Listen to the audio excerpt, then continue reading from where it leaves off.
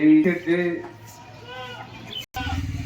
আমরা যার উপরে আস্থা আছি এবং যাকে উদ্দেশ্য করে করছি তিনি হচ্ছেন মহান আল্লাহ তাআলা। ওনাকে রাজি এবং খুশি করানোর জন্য এই দুনিয়ায়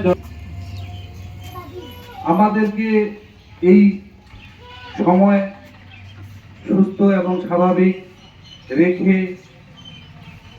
এই মহান এই রমজান মাসে রোজা দিয়ে আমরা যে এখানে উপস্থিত হতে পেরেছি তার জন্য মহান আল্লাহ তাআলার কাছে আমরা শুকরিয়া আদায় করি, বলি সুবহানাল্লাহ। অনেক মানুষ হসপিটালে, চিকিৎসালয়ে, বিভিন্ন রকম জায়গায় তারা প্রেরিত হচ্ছে, মানসিকভাবে সে আছে, কিন্তু আমরা সুস্থ এবং স্বাভাবিকভাবে আল্লাহ আমাদের রেখেছে, এটাই আমাদের সব থেকে বড় খুশি।